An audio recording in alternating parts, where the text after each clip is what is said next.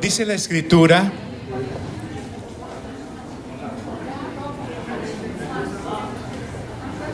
en Apocalipsis 22,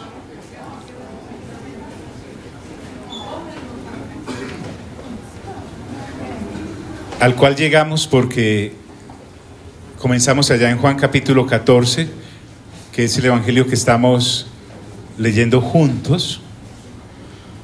Pero en el capítulo 14 dice: en la casa de mi Padre, dijo el Señor Jesús, muchas moradas hay. Diga conmigo, muchas.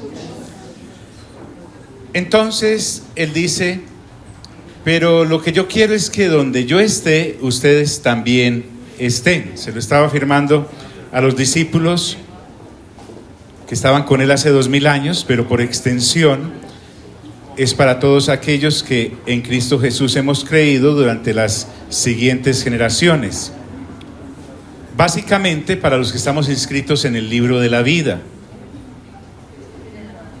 Entonces, en vez de pasar rápidamente allí por Juan capítulo 14, miramos cómo son esas moradas. Y esas moradas están descritas en Apocalipsis 21 y Apocalipsis 22.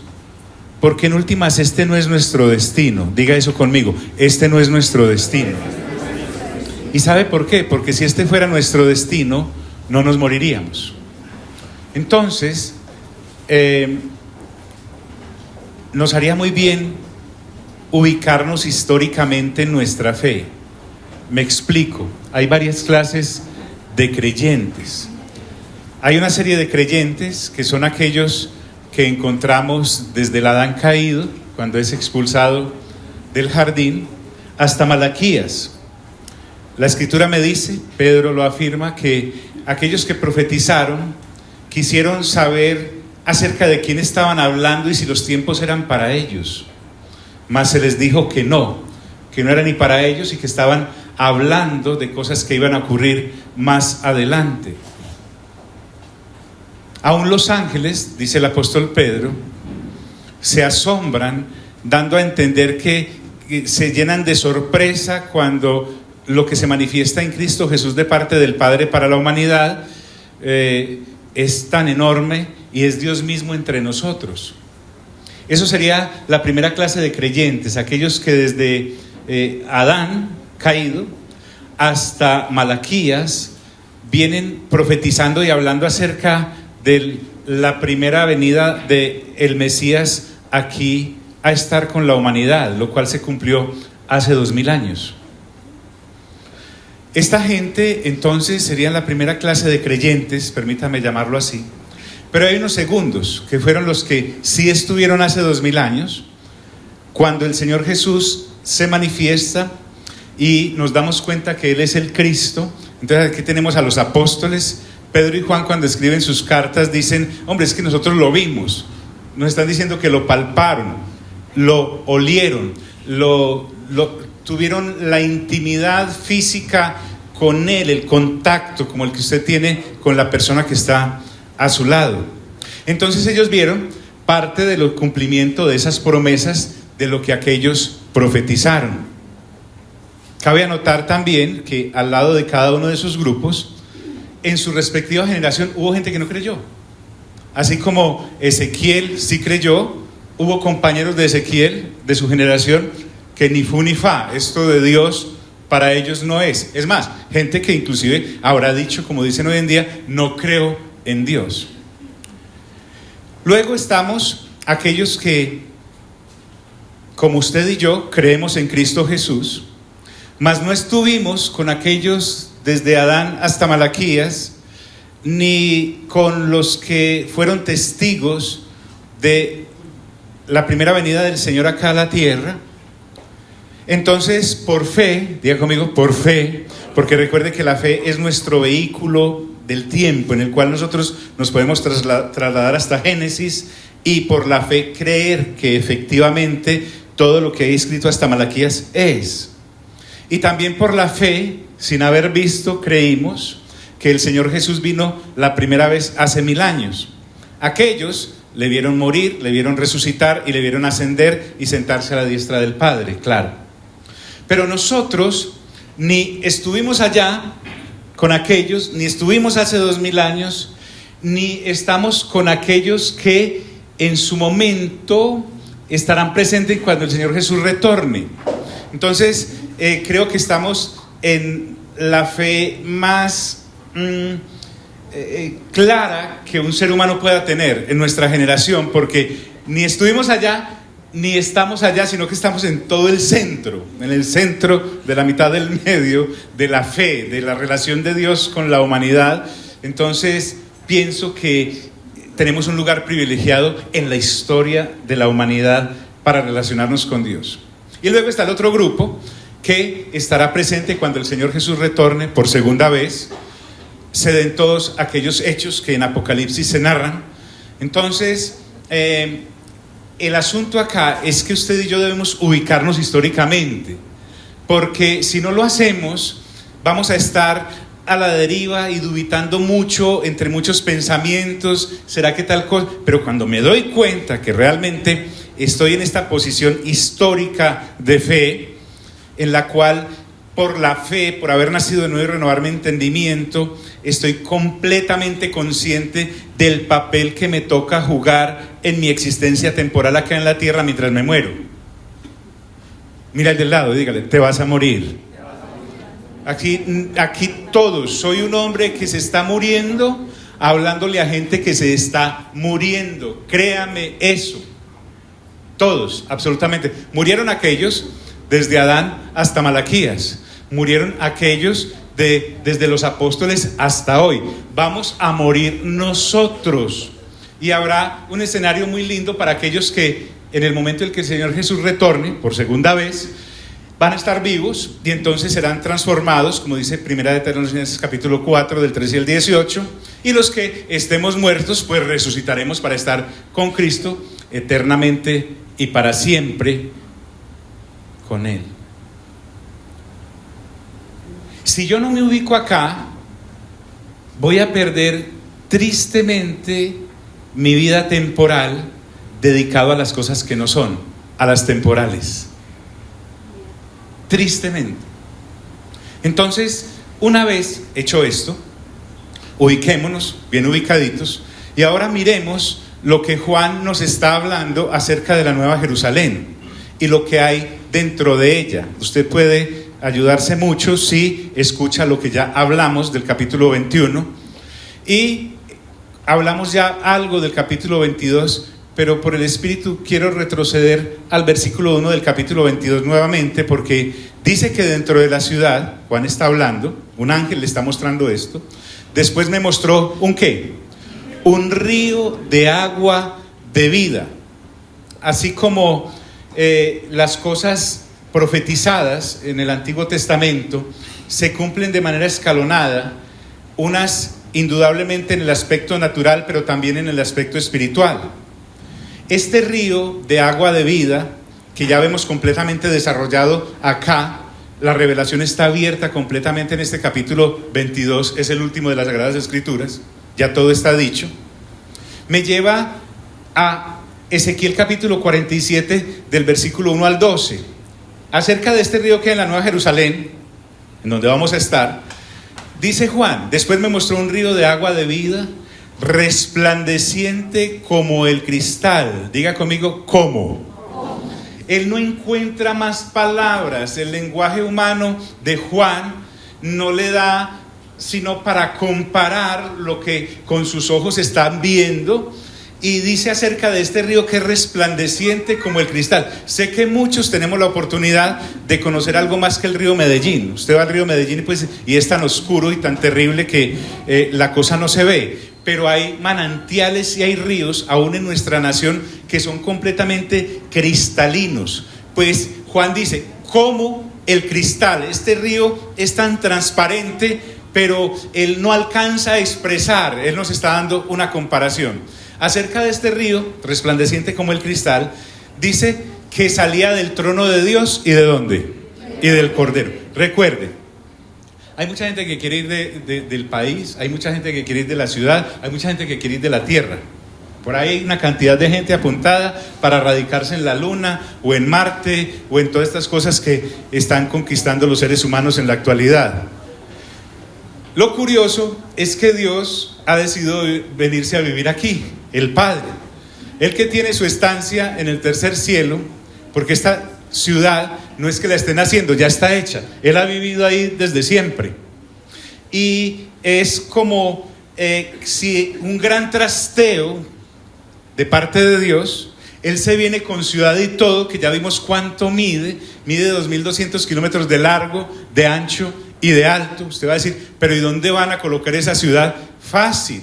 Ya nos habló que el primer cielo, lo que vemos como firmamento, y la primera tierra, lo que usted y yo conocemos ahora, pasarán y serán colocados unos cielos nuevos y una tierra nueva. Además ya nos acotó que el mar ya no existe. Entonces esa ciudad de 2.200 kilómetros, y Dios le saca espacio a eso para colocarla sea como sea, porque para Dios no hay nada que imposible. Muy bien. Entonces, en esa ciudad hay un trono donde Dios siempre se ha sentado. Y en ese trono no solamente está el Padre, sino que también está el Cordero. Ya sabemos que cuando habla de Cordero, con C mayúscula, se refiere a nuestro Señor Jesús. ¿Por qué? Porque la labor redentora del Señor Jesús, para incluirnos dentro de los habitantes de esa ciudad, siempre va a estar recordada y siempre va a estar manifiesta acerca de lo que Él hizo como Cordero. Juan el Bautista, cuando estaba acá en la tierra, dice que vio al Señor Jesús y dijo: he ahí el ¿qué?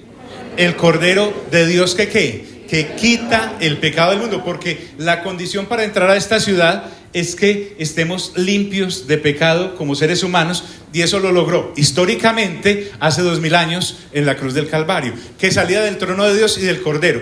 Entonces iba a seguir como siempre acelerado y corriendo, pero nuevamente vamos a retroceder un poco. Vayamos a Ezequiel para que veamos algunas cosas con respecto a este río. Ezequiel es uno de los profetas del Antiguo Testamento. Es un libro que tiene unos 48 capítulos, totalmente emocionantes, llenos de una cantidad de detalles. Y Ezequiel pertenece a la clase sacerdotal. Además, están en una situación muy difícil. En el momento histórico de Ezequiel, la situación histórica de Ezequiel es demasiado difícil, muy triste, extremadamente tensionante, porque se los han llevado cautivos. Él está en cautiverio y han pasado 25 años de ese cautiverio, que en total deben ser 70 años, porque el Señor castiga a los israelitas dejando que sean deportados durante 70 años antes de volverlos al lugar y a su tierra. Entonces, este sacerdote que está en el exilio, diga conmigo, en el exilio, pues uno lo que más añora como sacerdote de ese pacto, pues es el templo donde él ministraba. No hay templo allá en el lugar donde los tienen en el exilio. No hay forma de adorar de una manera correcta. Y en medio de esa situación, Ezequiel empieza a tener una cantidad de visiones otorgadas por Dios. Y desde el capítulo 1 casi que hasta el 40 hay una cantidad de profecías impresionantes diciéndole a Israel y a Judá por qué están en esa situación tan amarga, porque pecaron, en fin. Y no solamente se refiere al pueblo o nación de Israel, sino además a las naciones como Egipto y a Edom, por ejemplo. Pero en el capítulo 47 hay como un respiro, y Dios le muestra algo tremendo a Ezequiel, que está en medio de esa. Es como cuando usted está pasando por una situación bien difícil a nivel financiero, emocional, de salud. Le cayeron todas las plagas encima, y de pronto Dios le permite a usted vislumbrar algo bueno que va a pasar. Hacia usted tal vez no le toque, las cosas van a mejorar. Eso es lo que ahora a Ezequiel se le va a mostrar. Está ya en el exilio, pero dice la Escritura, desde el versículo 1 del capítulo 47, está hablando Ezequiel, diga conmigo, Ezequiel. Por la lectura juiciosa de la palabra, uno va entrando en familiaridad, no en confianza, no es ser confianzudo, sino en confianza, con cada uno de los hombres y mujeres que Dios usó para narrarnos las Sagradas Escrituras. Entonces, cuando para llegar a este punto, Dios me permite escuchar los 48 capítulos de Ezequiel y las varias docenas de Jeremías. Era tremendo estar hablando con ellos. Realmente uno por la fe habla con los autores de cada uno de estos libros que el Espíritu Santo usó. Entonces yo me imaginé a Ezequiel en esa situación, pero a la vez el refrigerio que Dios le envía a través de esta revelación que le da. Como él viene hablando desde el capítulo 1, yo le sugiero respetuosamente que le saque un tiempito a esto y se lea Ezequiel o lo escuche. Y él comienza diciendo aquí en este versículo: me hizo volver luego a la entrada de la casa. En esta versión del 60 se usa casa, pero en las otras se usa el templo. Dios le permite ver a Ezequiel el templo restaurado, pero de una manera interesante, porque en ese templo que Dios le está mostrando en la visión, está la presencia misma de Dios. Ezequiel, este sacerdote en el exilio, varado, no hay donde trabajar en su función sacerdotal, Dios le muestra que la cosa no va a quedarse así. Así como cuando Dios le dice a Abraham que una nación, que es Egipto, iba a mantener cautivo a su pueblo y a su descendencia 400 años, los 400 años pasaron.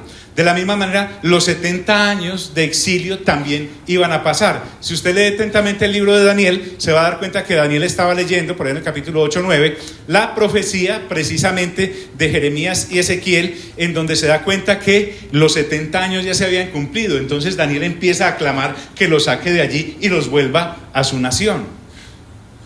Entonces este sacerdote, y a esta altura del libro, en el exilio, que a propósito han pasado 25 años, diga conmigo, 25 años. Volvemos a la cosa de que Dios no tiene afán. Vea mi hermano, vea mi hermana, amigos, yo sé que la situación por la que está pasando tal vez es muy difícil, la suya, de esas que usted dice, de este golpe ya no voy a levantarme. Y a usted le parece como que Dios va a entrar en un afán para sacarlo de ahí, y la velocidad de Dios, no, Él no tiene ningún afán. Él está formando el carácter de Cristo en ese diamante bruto que es uno, y algunos diamantes somos más brutos que otros, entonces necesitamos más pulimiento. Entonces, ahí en esa situación, Dios le muestra en esa visión, como refrigerio, en medio de esa tristeza y agonía de Ezequiel, lo siguiente: me hizo volver luego a la entrada de la casa. Recuerden, es una visión, es una revelación. Y he aquí aguas que salían de debajo del umbral del templo, entiéndase ahí templo, hacia el oriente. Las aguas de las que empieza a hablar acá las Sagradas Escrituras, pues para el profeta Ezequiel no alcanzan a ser todavía las aguas que el Señor Jesús nos muestra en Juan capítulo 4, cuando le dice a la mujer: mira, el que beba de esta agua volverá a tener sed, pero del agua que yo le daré, esa agua no dejará que usted tenga sed jamás, porque todo aquel que crea en mí, de su interior brotarán ríos que saltan para vida ¿qué? Eterna. Pero recuerden, Ezequiel está en su momento histórico y ve esta visión. Él, desde su punto de vista judío, está feliz porque hay una restauración del templo, pero Dios le va a mostrar que lo que va a venir más adelante tal vez no lo vaya a entender, pero va a ser distinto a lo que él conoce. Y fluyen estas aguas porque solo de Dios pueden fluir las aguas que la humanidad necesita para ser sanada, así como Jesús se lo dijo a la samaritana. Ahora, las otras aguas, como esta, o las aguas intelectuales del que el ser humano bebe, usted puede darse cuenta que uno tiene una sed física que puede calmar con esa agua que le acabo de mostrar, pero también usted tiene una sed mental, una sed intelectual que usted quiere agotar con conocimiento. Y algunos se van por algunas disciplinas humanas, algunos se van por algunas filosofías humanas, pero esas aguas siempre dejarán que tenga sed, porque no vienen de Dios, no vienen del templo de Dios, no vienen de la casa de Dios. Entonces volverás a tener sed y siempre estarás en ese continuo tratar de saciarte mentalmente e intelectualmente, casi que como aquellos creyentes de Atenas que se dedicaban solo a escuchar y a oír conferencias de gente que traía algo nuevo. Lo interesante con la palabra de Dios es que dice que cielo y tierra pasarán, pero la palabra de Dios ¿qué? No pasará, siempre ha sido la misma. Entonces dice: y he aquí aguas que salían de debajo del umbral de la casa, entiéndase templo, hacia el oriente. Como Dios está hablando allí a través de su ángel con un hombre que sabe a las ubicaciones interiores y exteriores y las distribuciones del templo, pues habla de esta manera con Ezequiel. Es como si usted es ingeniero y puede hablar en los términos profesionales de esa disciplina que usted tiene con otro, acerca de todas esas cosas que uno llega a una casa y ve una casa, un ingeniero llega a una casa y ve los cimientos, mira los techos, mira las columnas, a veces dice, uy, esto está muy mal hecho, se cae en cualquier momento, todas esas cosas que así habla Dios con Ezequiel a través del ángel, porque son detalles minuciosos dados a un sacerdote conocedor de esas distribuciones y de esas ubicaciones. Disculpe, amigos, ¿están aquí? Amén. Recuérdenme a qué es que venimos aquí, a renovar el entendimiento. Ya a ver para dónde vamos. Con respecto a esas aguas, dice que descendían de debajo hacia el lado derecho de la casa, o sea, del templo, al sur del altar. Este asunto acá, cuando me habla de altar y cuando me habla de esas aguas, cuando me habla de que salen del lado derecho del templo, usted va a encontrar que el escritor a los Hebreos, creo que en el capítulo 9, empieza a hablar acerca de la distribución del templo, y dice, pero hay muchas otras cosas de las cuales no hay espacio ni tiempo para hablar de todas ellas. Si usted quiere instruirse harto en esto, pues léase, por ejemplo, ¿qué? Éxodo capítulo 28 más o menos como hasta el 33, y ahí va a encontrar muchas cosas de las ubicaciones del templo como tal. Pero para nosotros hoy, que no somos ingenieros del asunto, sino que simplemente estamos mirando la revelación de la palabra, esta situación está relacionada con la redención de la humanidad, que para un sacerdote como Ezequiel del antiguo pacto, de un tabernáculo hecho por hombres, demuestra, como lo hizo Moisés, que Dios le mostró que lo hiciera igualito a lo que le estaba mostrando. Pues él sí sabe que es algo grande, pero no lo puede ver como usted y yo lo vemos ahora, porque lo que para Ezequiel era una profecía se cumplió hace 2000 años, y 2000 años después, ahora que estamos esperando la segunda venida del Señor, está más que claro. Pero mire qué bonito esto. Y las aguas descendían de debajo hacia el lado derecho de la casa, al sur del altar. Tiene que ver con la redención. Diga conmigo, redención. La palabra redención en la Escritura, para alguien que no sea consciente de la pecaminosidad con la que viene equipado desde el nacimiento, desde el vientre de su madre, porque recuerden que la raza humana cayó. Entonces, desde que la raza humana cayó, toda la humanidad de ahí en adelante nació ¿bajo qué? Bajo pecado en singular. Y como salió de esa manera con pecado, comete pecados en plural. Pecado, la carrera grande. Pecados, las especializaciones. Entonces, yo nazco bajo pecado y la especialización de uno es, por ejemplo, robar, la del otro es matar, la del otro es ser chismoso, la del otro es tener problemas y divergencias sexuales, la del otro es tantas cosas que dicen las Sagradas Escrituras. Entonces, todos nacimos bajo pecado y cometemos pecados. ¿Por qué? Porque es como cuando una persona, una pareja, tienen relaciones, pero tienen una enfermedad. Y esa enfermedad se la transmiten al bebito o a la bebita. Pregunto, ¿la bebita tiene la culpa? No. ¿El bebé tiene la culpa? No. ¿Nació con la enfermedad? Sí. Lo mismo ocurre con la humanidad. Nacimos bajo pecado, no es nuestra culpa, y cometemos pecados, sí es nuestra culpa. La enfermedad está ahí. Entonces, dice la Escritura, y las aguas descendían de debajo hacia el lado derecho de la casa, al sur del altar. Ahora, ¿por qué menciona el altar? ¿Y por qué mencionamos las aguas? ¿Y por qué mencionamos el lado derecho? Porque allí se hacían una cosa que llamaban sacrificios. En los sacrificios, a veces, o la gran mayoría de las veces, se sacrificaba un animal, su sangre se derramaba y servía, fuera para un holocausto, para una ofrenda o para una reconciliación. Entonces, Ezequiel sabe de qué estaba hablando más o menos el ángel, pero no sabe para dónde lo lleva. Dice la Escritura, y me sacó por el camino a la puerta norte. Uno con una lectura juiciosa del Antiguo Testamento bien detallada, la puerta norte tiene mucha importancia porque ese es el lugar por donde usualmente la presencia de Dios transita, pero no me va a quedar ahí. Entonces, ahora Ezequiel está recibiendo una invitación a salir del templo. Diga conmigo, a salir del templo. La salvación solo estaba circunscrita, o por lo menos la relación con Dios en el antiguo pacto, a los del pueblo judío. Todos ustedes y yo, que somos gentiles, estábamos totalmente excluidos de esta ministración en el antiguo pacto. Entonces, cuando Ezequiel dice, y me sacó, diga conmigo, y me sacó, Dios lo está sacando a un lugar que para él no es usual ministrar, porque él ministra es dentro del templo, pero ahora el arroyo mismo es el que lo va a sacar, algo que no es usual para él. Le está diciendo el Espíritu de Dios, las cosas van a cambiar. Ezequiel, es necesario. Yo sé, Dios sabía que Ezequiel estaba en el exilio, que estaba siendo tratado como no se trata a un sacerdote, que estaba completamente afligido por no poder ministrar en el templo, que además había sido saqueado, hasta el último tenedor se habían robado de allá de ese templo. Le está diciendo, sé la situación en la que estás y en esa situación te vas a morir, pero las cosas en su momento van a cambiar.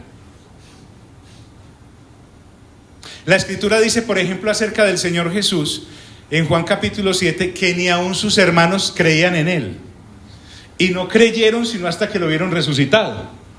En Hechos capítulo 1, usted ya ve a los hermanos del Señor Jesús esperando la presencia del Espíritu Santo prometida en Hechos 1:8. Pero no vinieron a creer sino después de que el Señor Jesús murió, fue sepultado y resucitó.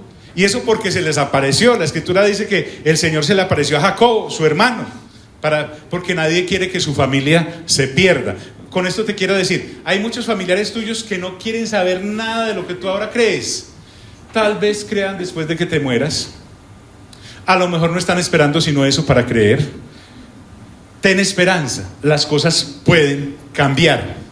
¿Por qué? Porque la redención es para toda la humanidad. Entonces dice la Escritura que fue guiado por el mismo arroyo para salir del templo, anunciándole a este hombre que las cosas van a cambiar y que es necesario salir del templo, porque lo que Dios va a hacer por la humanidad es todavía más grande que lo que hizo por el pueblo de Israel siendo su pueblo. Y dice la Escritura, y me hizo dar la vuelta por el camino exterior, fuera de la puerta, al camino al que mira al oriente. Bueno, entonces, él entiende todo esto porque se ha movido allí en el templo, pero Dios lo está sacando fuera del templo. Ahora Dios le está diciendo, antes la gente para hablar conmigo tenía que venir a buscarme. Diga conmigo, a buscarme. Ahora lo que Dios le está diciendo es, yo soy el que voy a salir a buscar la humanidad. O sea, me les voy a salir del cuadrito religioso y voy a salir a buscar la humanidad, inclusive la humanidad no judía. Y dice la Escritura, y vi, diga conmigo, vi que las aguas salían del lado derecho. Discúlpeme, cuando Esteban es asesinado, el cielo se abre y él ve a quién sentado en el trono. ¿A quién? Al Padre, ¿sí o no? ¿Y a quién ve sentado al lado derecho? ¿De dónde salen las aguas? ¿Del lado qué? Del lado derecho, porque la redención de la Trinidad para la humanidad viene a través del que está sentado al lado derecho del trono, que es el Señor Jesús. Discúlpeme, es que el Señor Jesús no fue que fue asesinado, fue sepultado y resucitó y ahí sí se sentó a la diestra del Padre. No, Él es preexistente. El lado derecho siempre le ha pertenecido a Él en el trono. ¿Están aquí mis amigos? Muy bien. ¿A qué es que venimos? ¿A renovar qué? El entendimiento. Ya van a ver para dónde vamos. ¿Recuerdan cuando David en el Salmo 110, versículo 1, dice, vi yo diciéndole el Señor a mi Señor, siéntate a mi diestra hasta que ponga tus enemigos? ¿Por qué? Muy bien, estamos hablando del Señor Jesús. Y vi que las aguas salían del lado derecho.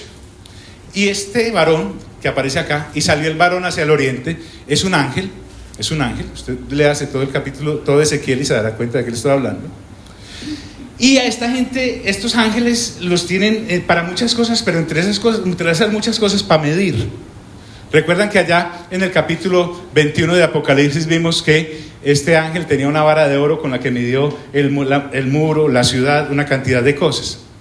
Dice la Escritura, ese varón, ese ángel, llevaba un ¿qué? Un cordel, ponga aquí metro pues, listo, en su mano, y midió 1000 codos. No empiece pues a medir los 1000 codos.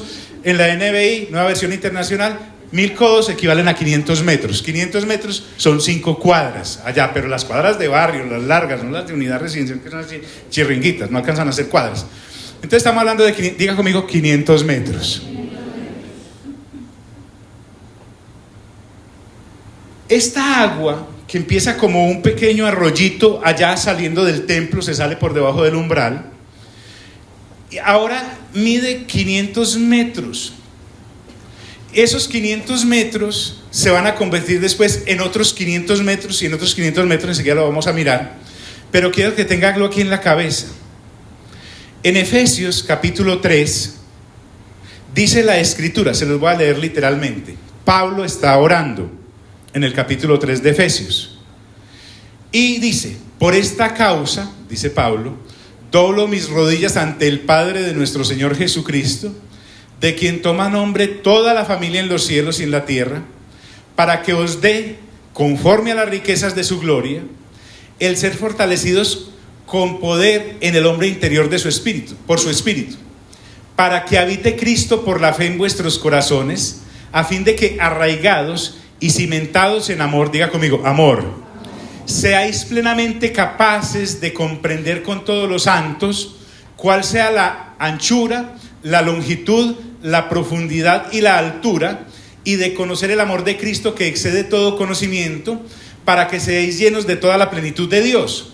Y a aquel que es poderoso para hacer todas las cosas mucho más abundantemente de lo que pedimos o entendemos, según el poder que actúa en nosotros, a él sea la gloria en la iglesia en Cristo Jesús, por todas las edades, por los siglos de los siglos. Amén.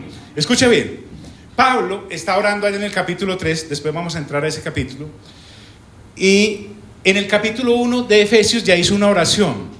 Él en el capítulo 1 ora para que a la gente le resplandezca el evangelio de Cristo, o sea, para que conozcan a Jesús y se salven. Pero en el capítulo 3 ya está hablando con personas que son creyentes, o sea, ya son salvas, ya recibieron la redención, pero ahora lo que tienen es que renovar su entendimiento para que puedan entender lo profundo, lo ancho, lo largo de este amor que Dios nos ha dado en Cristo Jesús. Esto es lo que acá nos está mostrando en inicios para Ezequiel, que no alcanzó a ver lo que usted y yo ya sabemos por la fe que ya ocurrió. Entonces este varón lleva un cordel y mide inicialmente esos 1000 codos y se trae a Ezequiel. Recuerden que lo está sacando del templo, y me hizo pasar por las aguas, y las aguas le llegaban hasta los tobillos. Es como cuando usted va a la playa y pues sí, se siente muy seguro ahí porque el agua le llega hasta los tobillos. Permítame la comparación. Es como cuando usted y yo empezamos a leer juiciosamente la palabra de Dios para renovar nuestro entendimiento. Yo sé que la gran mayoría de nosotros decimos: yo conozco de Jesús, soy cristiano, soy cristiana, ya soy salvo. Pero quiero decirte algo, con eso no basta, hay que renovar el entendimiento. Hay que hacer la lectura juiciosa de la palabra, porque es la única manera en cómo vamos a cambiar la manera de pensar. Esto le ocurrió a personas como Nicodemo. Nicodemo se arrima en Juan capítulo 3 al Señor Jesús de noche y le dice: maestro, sabemos que has venido de Dios, porque las cosas que tú haces no las haría nadie si no ha venido de Dios. El Señor Jesús, sin mediar palabra con él, le dice: te es necesario nacer ¿de qué? Nacer de nuevo.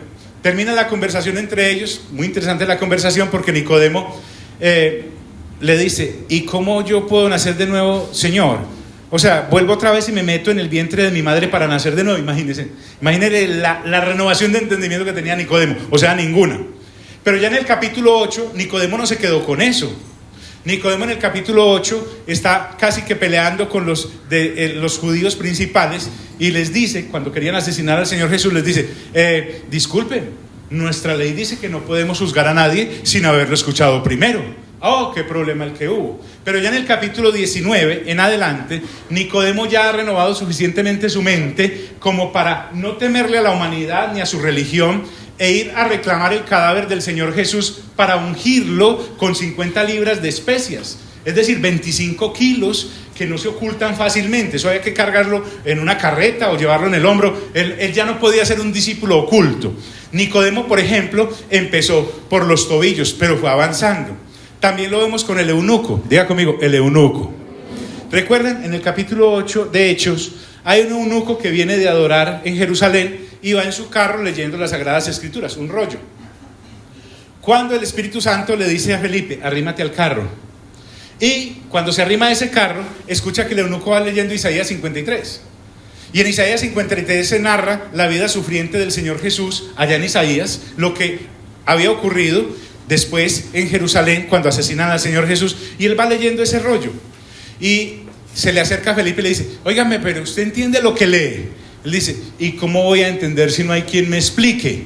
Yo quisiera saber si el profeta que está diciendo esto lo está diciendo acerca de él o de algún otro. Y desde ahí Felipe le explicó el plan de redención y lo lleva hasta el Señor Jesús, y el tipo se bautiza y se va feliz. Diga conmigo: necesito renovar mi mente. También pasó con Pablo mismo. Pablo sabía mucha Biblia, un gran teólogo, pero resulta que estaba persiguiendo al mismo Dios cuando perseguía a los cristianos. Una vez que nace de nuevo, Pablo entiende por fin que la cosa era para el otro lado, no para donde él iba, y por medio de la renovación del entendimiento, él empieza por los tobillos, pero vamos a ver hasta dónde más sigue. Daniel también hizo lo mismo. Si usted lo puede encontrar como ejemplo en el Antiguo, los caminantes de Emaús, después de que asesinan al Señor Jesús, dice que hay 2 discípulos que vienen de Jerusalén hacia Emaús, son 11 kilómetros de distancia, van ahí, cuando el Señor Jesús, resucitado, les aterriza ahí y empieza a caminar con ellos. Y hay un diálogo en el cual él les empieza a abrir las Sagradas Escrituras. Digo conmigo: las Sagradas Escrituras. Entonces dicen ellos que les ardía el corazón cuando el Señor Jesús les hablaba acerca de las Sagradas Escrituras, y las entendieron, y cuando reconocen que era Jesús, se devuelven a Jerusalén a anunciarle de que el Señor Jesús se había resucitado a los demás discípulos. Y así sucesivamente. Lo mismo tiene que pasar con nosotros. Lo que quiero decirte es: mire mi hermano, si usted lleva 20, 25, 15, 10 años, 9, 8, 7, 5, 4, 3, 2, 1, y usted es la misma persona que cuando conoció de Jesús, años después o meses después, usted ha perdido traperamente el tiempo. Porque cuando uno empieza en este caminar, está bien que empiece mojándose solo los tobillos.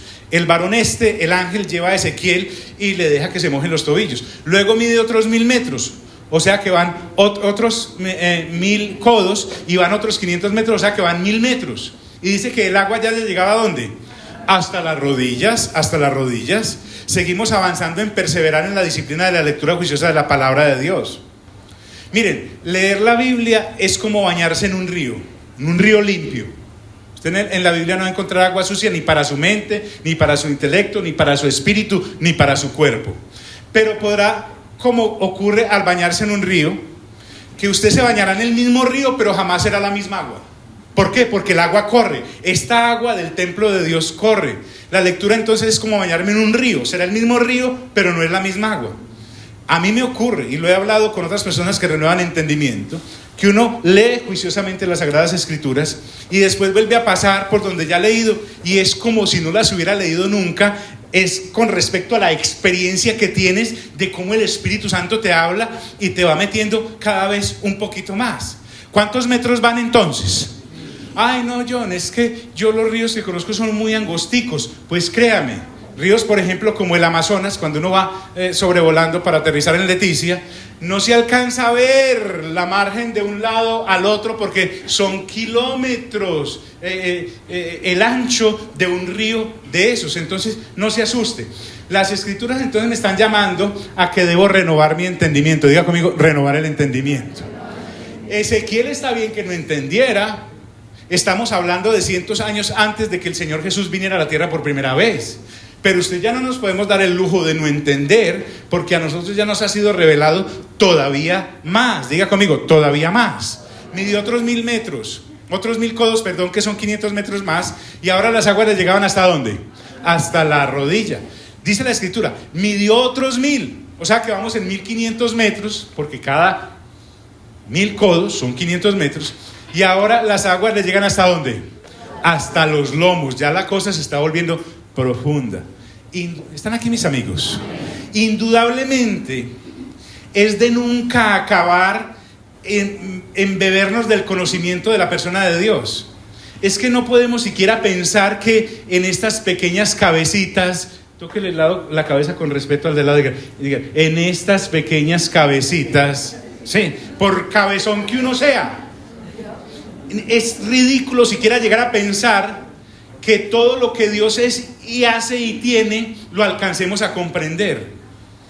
El Señor Jesús una vez le dijo a Pedro cuando estaba pescando, le dice: Pedro, bogue mar adentro.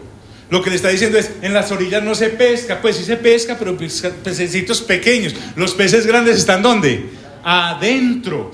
De la misma forma, en Cristo Jesús, como les decía ahora, si usted lleva 20 años en este caminar, póngale la edad que tenga en Cristo Jesús, y después de llegar a Cristo, usted después de ese tiempo sigue siendo el mismo, la misma, su síntoma es alarmante, su situación es supremamente delicada, se ha convertido en un lastre en este caminar. Usted no avanza ni deja avanzar. Mira al dedo, dígale, ay, ay, ay.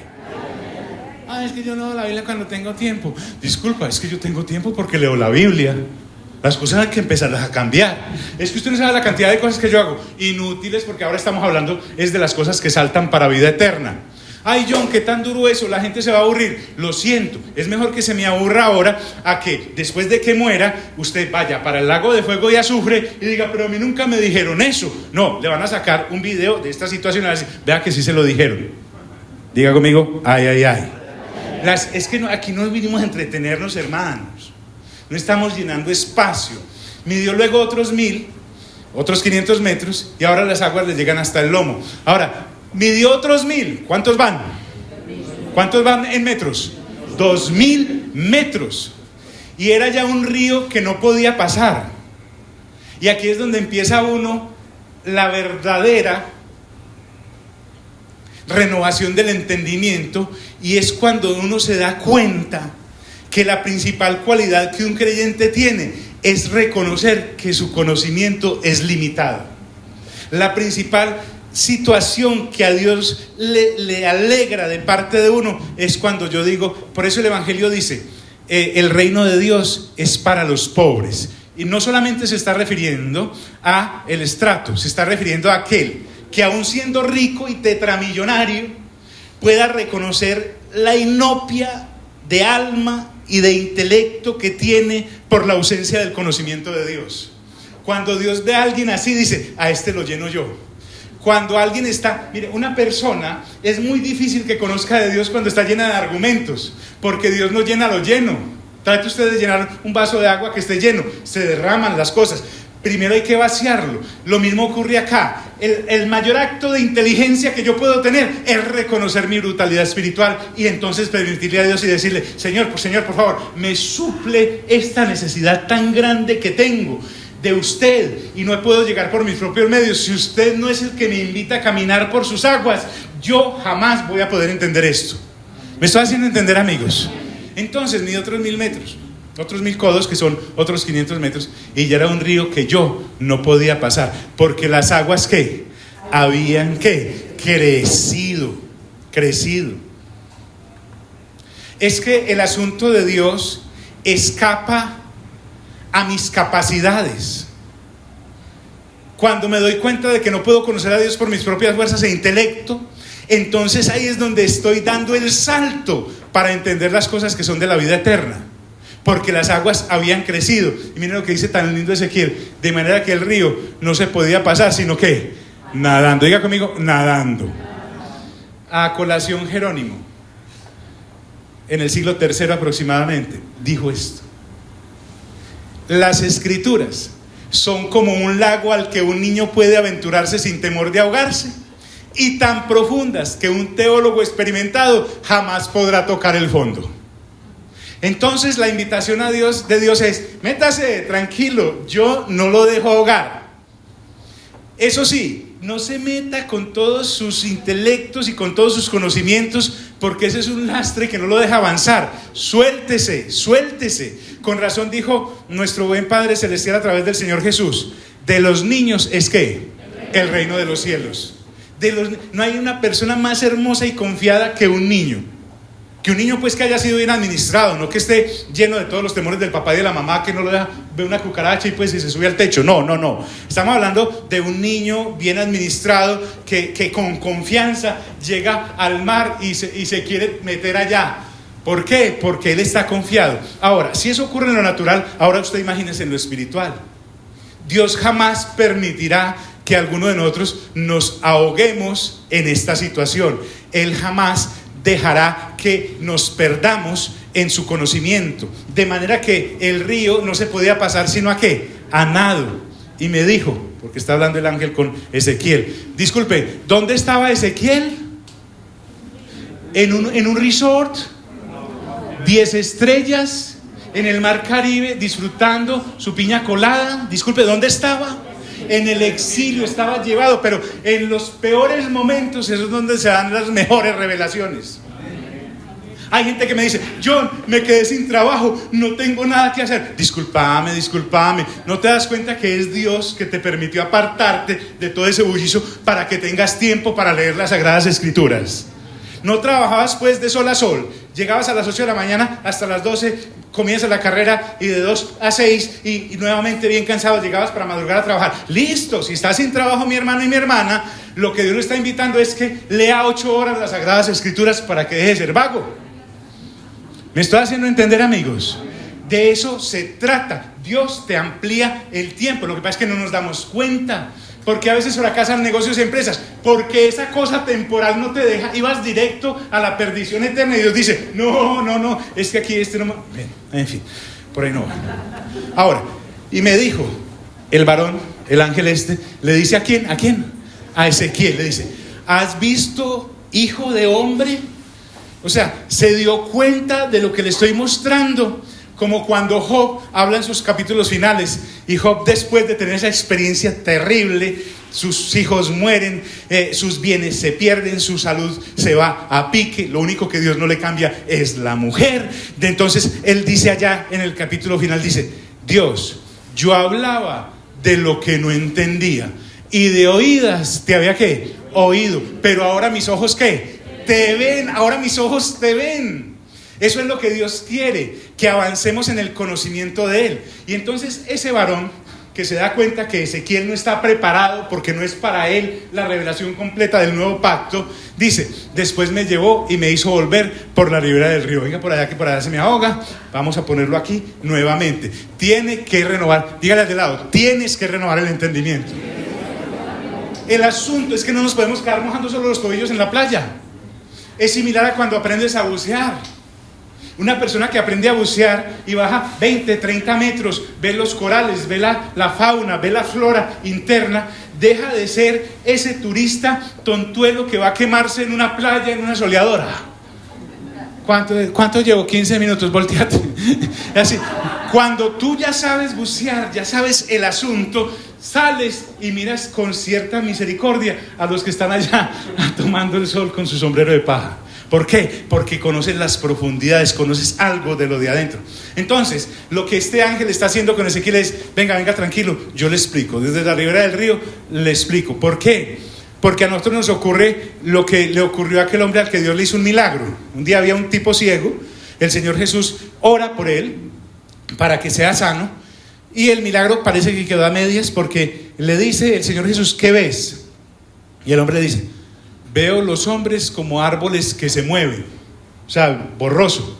El Señor Jesús vuelve y le coloca las manos encima y le dice: ¿qué ves? Ahora sí los veo correctamente. Muchos creyentes hoy en día estamos así. Entramos al Evangelio, pero nos embiste la palabra de Dios. No, somos de aquellos que dicen: ay, yo sí la leo, pero no la entiendo.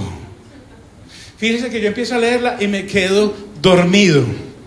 Ah, no, yo sí leo un proverbio semanal y un salmo, sí, y como si fuera un gran aventura le dice a uno: ah, yo me leí una vez el evangelio de ¿quién es? Ese del burro. ¿Sí me hago entender? Creyentes hablando así todavía después de años. Claro, se quedaron allá en los tobillos. Después me llevó y me hizo volver a la ribera del río. Y volviendo yo, vi que en la ribera del río había ¿qué? ¿Había qué? Poquitos árboles, ¿cierto? Muchísimos árboles a uno y otro lado del río, como en Apocalipsis 21. Recuerdan que en el río que va por todo el centro de la ciudad, al lado y lado del río está el árbol ¿de qué? De la vida. Pero como Ezequiel no tiene la revelación de Apocalipsis 21 que usted y yo tenemos, Ezequiel apenas está siendo ministrado en los inicios de cosas que la primera venida del Señor, la posible redención, él medio la entiende, pero él no sabe todavía de resurrección, él no sabe todavía estas cosas, ya sí sabemos, muchísimos. Entonces le dice: venga, lo que pasa es que usted está muy desnutridito, Ezequiel, como para aventurarse a nadar allá a 2000 metros, ¿cierto? Entonces venga, que lo que usted necesita es comer de estos árboles que usted ve al lado del río. Y ahí es donde la Escritura me invita a comer de la palabra de Dios. El Señor Jesús, bien hambriento que estaba después de 40 días de ayuno, Satanás le dice que las piedras las hiciera convertirse en pan. Y el Señor Jesús estaba tan fortalecido, sabía nadar tanto a 2000 metros y lejano de la ribera, que le pudo decir a Satanás, le dijo: es que no solamente de pan que vivirá el hombre, sino de toda palabra que sale ¿de dónde? De la boca de Dios. Es en el momento de la completa ausencia de todo que entonces la Biblia se te convierte en el pan diario de vida. Realmente de la Escritura empiezas a nutrirte y el espíritu empieza a ser fuerte, y no eres un espíritu débil en un cuerpo fuerte. Porque cuando yo tengo un espíritu débil y un cuerpo fuerte, las sensaciones y las emociones me dominan. Cuando mi mente es más fuerte que mi espíritu, cuando mis sensaciones son más fuertes que mi espíritu, entonces soy aquella persona que dice: no, yo tengo hambre, y cuando yo tengo hambre se me vuela el genio. Yo sí conozco de Cristo Jesús, pero con hambre no soy capaz de hablarle a nadie de Cristo Jesús. ¡Falso! Un hombre fuerte en el espíritu es el Señor Jesús en Juan capítulo 4, que está hambriento y tiene sed, y mientras los discípulos van por comida y por bebida, él, la Biblia dice, sediento y hambriento, empezó a hablarle del evangelio a aquella mujer. Él no dijo: no, ahorita cuando coma porque me mareo. No. Para él era un hombre fuerte en el espíritu, así en lo natural estuviese débil. O una persona que es fuerte en sus emociones y en sus sentimientos, pero no en el espíritu. Él dice: no, es que aquella me cae muy gorda. Que le hable del Señor a otro, porque por mí se va al lago de fuego y azufre. La mando desde ya. ¿Sí me hago entender? Se nutre de las relaciones rotas o de la... no, es que esa sí me cae bien, me siento como con la Virgen María me siento cuando ando con ella. No. Es una persona fuerte en el espíritu, sin importar lo que sienta, a pesar de que lo sienta, y sin importar lo que de su corazón quiera entorpecer. No, gobierna su espíritu sobre su alma y sobre su cuerpo, y punto. Dígale de lado, y punto. Dígale a su marido: no vuelvo a pelear con vos. Y punto. Y volviendo, yo vi que en la ribera del río había muchísimos a uno y otro lado, para que uno no esté diciendo: no, es que no soy capaz de ir hasta el otro lado por... No, aquí de este lado también hay. Y me dijo, el varón le dice a Ezequiel: disculpen amigos, ¿están aquí? Me dijo: estas aguas salen de la región del oriente y descienden hasta el Arabá. En la Dios habla hoy, DHH, Dios habla hoy, aquí estoy en la versión del 60, en vez de Arabá me aparece la cuenca del Jordán. Aquí hay algo interesante. Arabá significa desierto, seco, y Jordán significa el que desciende. Ahora, ¿recuerdan en Hechos? El Señor Jesús le dice a los discípulos: una vez tengan el poder del Espíritu Santo, ustedes me van a ser testigos primero en Jerusalén, después en Judea, después en Samaria, y ¿hasta dónde? Hasta lo último de la tierra. De la misma forma, Dios le está mostrando a Ezequiel que este río de redención es incontenible. El asunto con este río, diga conmigo, el río Jordán, es que va a desembocar a un mar que se llama el Mar Muerto. Diga conmigo, el Mar Muerto. La gente que ha viajado, y si no metes a Discovery, se dará cuenta de que el Mar Muerto es un mar que por lo general no tiene vida. Tiene tanta salina que, por ejemplo, un río de estos puede tener, el Mar Muerto puede tener entre 35 y 40 puntos de salinidad, cuando un mar normal tiene por ahí 5. Por eso es que la gente se tira ahí y no se hunde, porque no es que no hay para dónde. Además queda 400 metros este mar bajo el nivel del mar. Entonces el asunto es que esta es la salinidad, que todo ahí está muerto, por lo menos en la época de Ezequiel. Diga conmigo, Ezequiel. Dice que el río Jordán entrará ¿dónde? ¿En dónde? ¿En el mar qué? En el Mar Muerto. La redención que sale del templo de Dios entra a la humanidad podrida, caída y debilitada, muerta en sus delitos y transgresiones. Ya no es la humanidad yendo allá, sino que el río, sin pedir permiso, entra, porque de tal manera amó Dios al mundo que envió a su Hijo, que está a la diestra, unigénito, para que todo aquel que en él crea no se pierda, sino que tenga ¿qué? Vida eterna. Muy bien. Y entrarán en el mar. Es la redención entrando a la humanidad. El Señor Jesús dijo: es que yo no he venido por sanos, he venido por los ¿qué? por los enfermos. Una humanidad muerta en delitos y transgresiones, permítame la comparación con este mar muerto. Ahora, ¿qué ocurre cuando el río Jordán entra en la visión que tiene Ezequiel? Cuando interesan las aguas del Jordán lo que está en el mar muerto, dice, y entradas en el mar recibirán ¿qué? Sanidad, ¿qué? Las aguas. El mar es multitudes de personas. Usted encuentra en el Apocalipsis capítulo 13 que tanto la bestia como la mini bestia salen precisamente de una multitud, del mar. Solo Cristo Jesús representa la gracia de Dios Padre para una humanidad perdida. Y entradas en el mar recibirán ¿qué? Sanidad. No he venido por sanos, sino ¿por qué?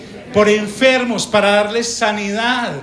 Por eso le dice el Señor Jesús a los escribas y fariseos hipócritas, les dice, las rameras y los publicanos se les adelantaron a ustedes en el reino de los cielos. ¿Por qué? Porque ustedes se creen demasiado sanos. El perdón solo lo encontramos en Cristo Jesús. Y entradas en el mar recibirán sanidad las aguas. Usted que es curioso y curiosa, métase ahora a estos canales o a YouTube y se va a dar cuenta que en la actualidad, porque estas cosas también se cumplen en lo natural, en el mar muerto, en algunos de los sectores del mar muerto alrededor ha empezado a haber vida.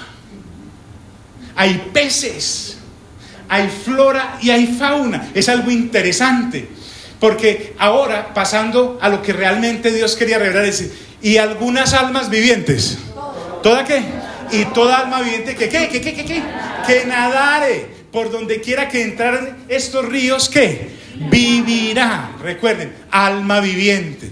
Pablo dice, el primer hombre fue un alma viviente, el segundo un espíritu vivificante. Recuerden, conforme al Adán caído nacimos todos, conforme al Jesús resucitado renacemos todos.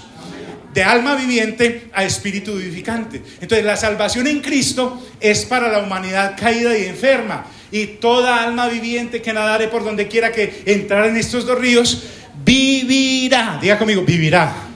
Interesante.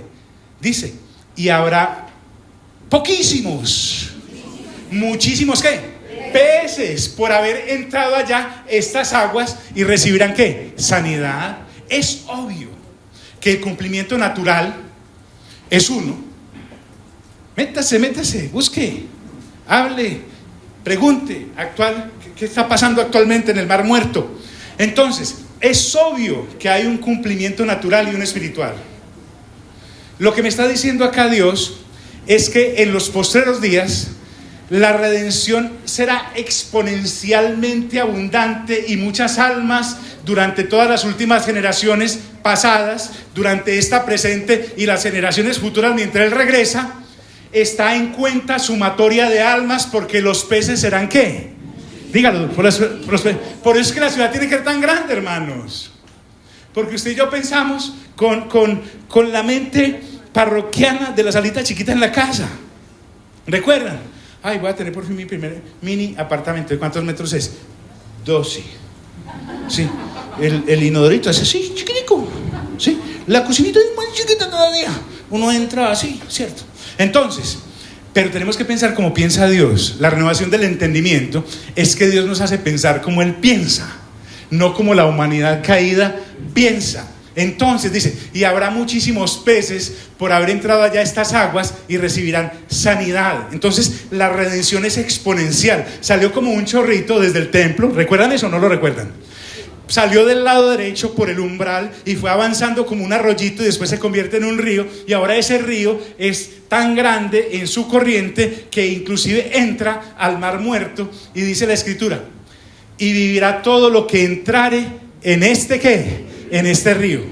La vida eterna, hermanos. El regalo bondadoso de Dios Padre para la humanidad. Y además hay una invitación. El Señor Jesús no quiere hacer esto solo, aunque es solo en Él que hay redención. Pero dice, y junto a Él estarán ¿quiénes? Los pescadores. Diga conmigo, pescadores.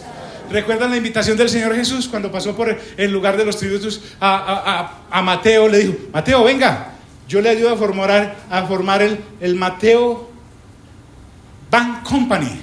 Eso le dijo, ¿cierto? Cuando llamó a Pedro y a su hermano Y cuando llamó a Juan y a su hermano, les dijo: no, vengan, vamos a tener una naviera, una pesquera tremenda. Vamos a tener muchas barcas y muchos, para que ustedes sean grandes empresarios. No. Cuando él los llamó, les dijo: vengan y los haré ¿qué? Pescadores de hombres. Mira, estrújelo, dígale: pescadores de hombres. Entonces la invitación está vigente. Síganme y los haré pescadores de hombres. Eso pasó con Pedro y Andrés, dejaron la barca. Juan y Jacobo dejaron las redes. Mateo dejó el banco de los tributos. Saulo dejó el fariseísmo. Y usted empiece a mirar, e inclusive la gente seria que entra en este caminar se vuelve pescadora de hombres. Solo en las predicaciones famélicas de cosas transitorias y temporales dejamos esclavizada a la gente, diciéndole que este caminar es para conseguir plata, que se va a volver un Superman, que va a ser la Mujer Maravilla, que nadie va a poder... No. Aquí la invitación es ser pescadores de hombres. Díganle de lado: pescadores de hombres. Y junto a él estarán los pescadores. Y desde Engadí hasta Eglaim, no tengo tiempo para entrar en eso, será el tendedero de sus redes, porque las redes se ponen a secar. Habrá tantas redes que pueden ser incontables, como puede haber tantos métodos, pero una sola es la fórmula para el que pescamos: nacer de nuevo. Dígale de lado: nacer de nuevo. Y dice la Escritura: y por sus especies serán los peces tan numerosos como los peces del mar grande. Diga conmigo: mar grande. Tenemos acá el mar muerto, lleno de muerte, pero resulta que el mar grande es aquí el Mediterráneo. El Mediterráneo es un mar extensísimo y supremamente rico. Algunos solo, como no hemos ido por allá, solo no sabemos la canción de Joan Manuel Serrat, ¿cierto? Sobre el Mediterráneo. Pero resulta que el Mediterráneo es enorme, es grande, está lleno de vida. Ahora lo que Dios me está diciendo es que ese mar muerto tendrá más o igual vida que el mar grande, que el mar Mediterráneo. Y efectivamente eso está en proceso. De muerte a vida en un instante. O sea, no es que Dios, para que yo nazca de nuevo, me pone como una carne a tostar. No. Yo, cuando creo en Cristo Jesús, era esto y ahora soy otra cosa. ¿Sí me estoy haciendo entender? No es como esa gente que entra a algunas pseudo iglesias que no entienden este asunto. Y entonces, venga, ¿usted creyó en Cristo Jesús? Sí. Pero primero tenemos que sacarle todas las iniquidades que tiene. ¿Su familia era qué? Sí. No, es que usted tiene una iniquidad de pobreza, la tremenda, una iniquidad de enfermedad, usted tiene cáncer desde antes de nacer, usted tiene que sufrir una serie de sanidades interiores para sacarle toda... Venga, ¿usted es qué? No, yo soy de apellido Magdalena. Sí, entonces usted por lo menos tiene 7 demonios. Porque la Escritura dice que de María Magdalena salieron 7 demonios. Venga, que lo tenemos que liberar, sacarle todos esos chuchos de adentro. Venga, usted lo que necesita, basura. Dice aquí la Escritura: y por sus especies serán los peces tan numerosos como los peces del mar grande. Diga conmigo: mar grande. Entonces, la gente de toda, porque dice, serán los peces enormes por sus especies. Dice la Escritura, Apocalipsis capítulo 7, si mal no estoy, que le estará alabando al que está sentado en el trono gente de todas las razas, pueblos y naciones, de todas las generaciones. Me dice la Escritura: sus pantanos y sus lagunas no se sanearán, quedarán para salinas. Las salinas son para conservar. Recuerde que el Señor Jesús le dijo a sus discípulos: ustedes son la sal de ¿qué? De la tierra, no la sal del negocio ni la del matrimonio. Ustedes son la sal de la tierra. ¿Por qué? Porque nuestra vida estará sazonada con la sal de la palabra. No hay nada más decepcionante, estresante y aburridor que andar con creyentes que hablan de todo menos de la palabra de Dios. Está uno en sus reuniones, está en sus fiestas, está en sus festividades y son hablando del partido, de la bolsa, de cualquier cantidad de cosas, y por ningún lado ni que un versículo. Me estoy haciendo entender, porque la idea es renovar el entendimiento constantemente. Somos la sal de ¿qué? De la tierra, y la sal solo se puede salar con la sal de la palabra. Y dice la Escritura: y junto al río, en la ribera, a uno y otro lado, o sea que hay más, mire qué interesante, crecerá toda clase de ¿qué? De árboles ¿qué? Frutales. Diga conmigo: frutales. Volvemos al inicio: frutales. Permítame, volvemos también al final, como en Apocalipsis 21. Ahora, resulta que estos árboles que crecen al lado de este río tienen una característica, y la encontramos en el Salmo 1. Un hombre docto en el evangelio del reino sabe sacar de sus tesoros antiguos y de los tesoros nuevos para aplicar.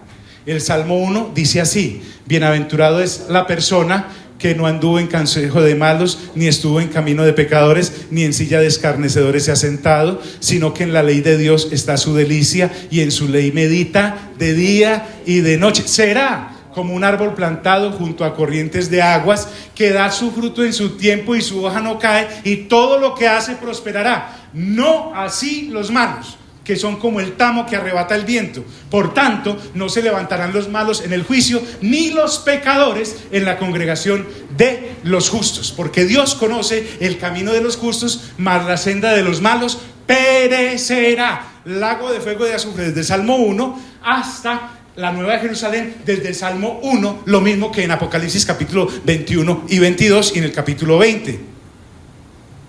Solo era para recordarlo, después entramos ahí. Crecerá toda clase de ¿qué? De árboles fruta. No piense aquí, ahora pensemos en los pescadores que pescan para este reino de Dios. Dice la Escritura acerca de esos seres humanos, que aquí son árboles, porque Ezequiel no tenía la gasolina para toda la revelación, pero nosotros sí. Dice, sus hojas nunca ¿qué?